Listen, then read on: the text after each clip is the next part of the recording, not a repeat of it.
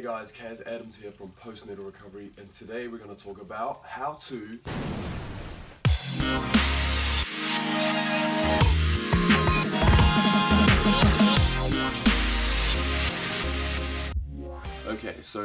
in the video today we're going to discuss some of the different things and the different problems that I get addressed with. These include things such as how do I lose my belly fat and other areas of the body where you store fat as well. We'll go through 3 different teaching points that will outline the different steps that you need to take and the different steps that you need to address this goal. Number 1 will be our teaching point that surrounds food diaries and food logging, okay, so keeping track.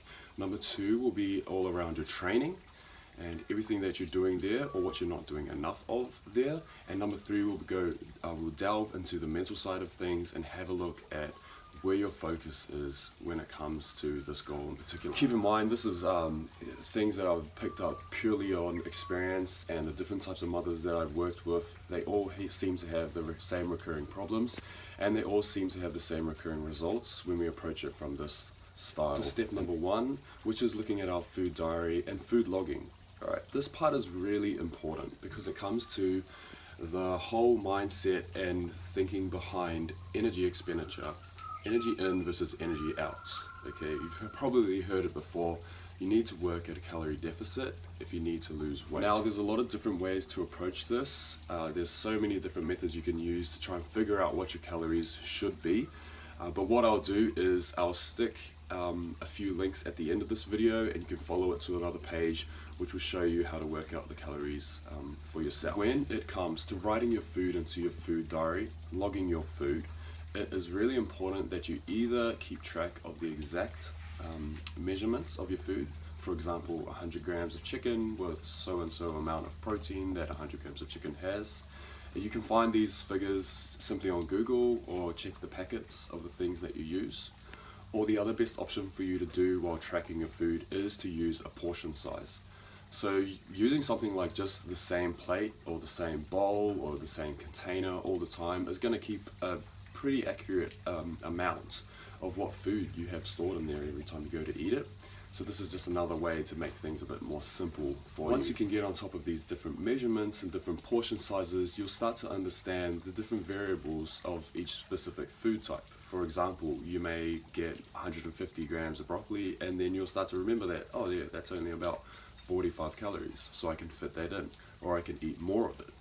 And then as the weeks progress, you'll see the different benefits of eating certain types of foods. Now, my last point about food diary and food logging is it is very time consuming.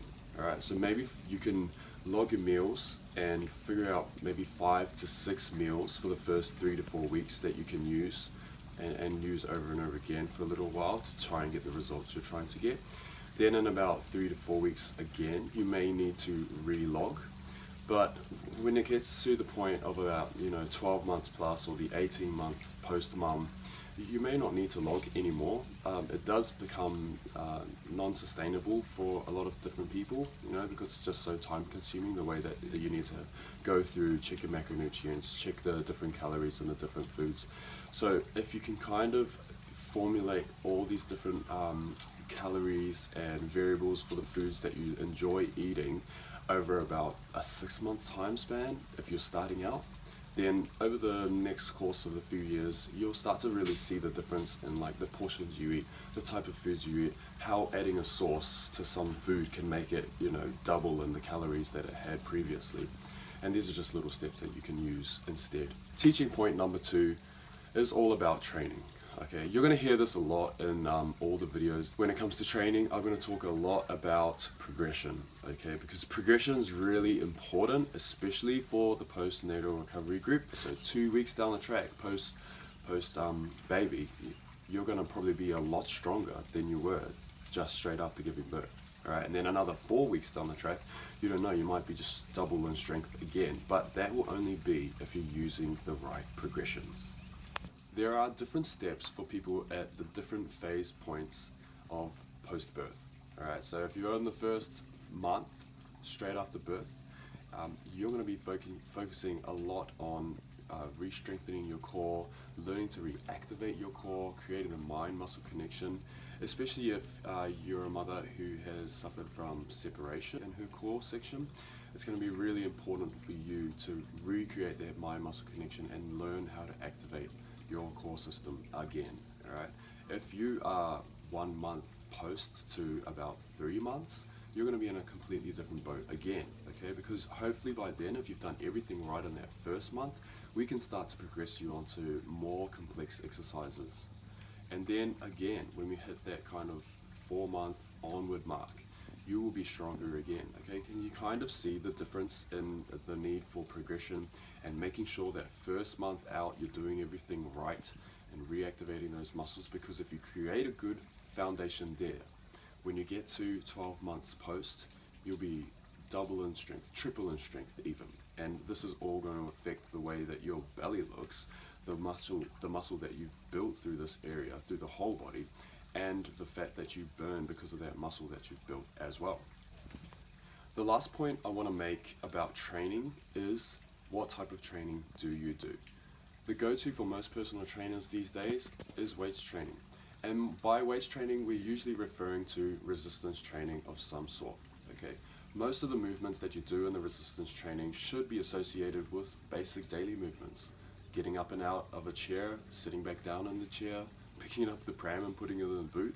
Alright, see, these are all simple and basic things, but if your core is quite weak and your muscles are quite weak post-birth, they may be quite difficult for you. Alright, so working on these progression, setting that foundation really well to try and affect good muscle growth, good muscle strength, so that these basic daily activities will be really easy for you is what we want to focus on. So resistance training and working through the foundation movements such as just squatting and standing up, and then adding weight to that, and then learning how to contract the core while we do it will be your next important thing to learn. The third teaching point we're going to go over is focus, okay? Mental focus is so important. The way that you eat, the way that you train, and the way that you focus on those two different things is really important. Results of where you store fat and the result of how you store fat can come down to things such as gender and genetics. Alright, so women tend to store fat more in their legs and more in their core and their glutes, and men tend to store fat more around their midsection. Alright, so this is something that you can't control, but you can control getting rid of it. Okay. What I want you to do now is try and change your focus from trying to lose fat from a particular area and trying to create a better relationship with how well you train, how often you train, the type of training that you're doing and what it's for, okay? Your basic focus for your training needs to be, I'm trying to make myself strong enough that I can do basic daily activities really well and they don't become an issue for me.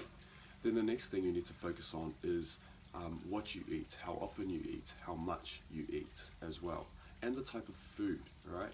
Is that food full of nutrients? Is it going to make you better, perform better, and is it going to aid you when you go to train next, okay? Because the two things go hand in hand, alright? So if we can make sure that we hit those two things on the head, your focus will be in a totally different area.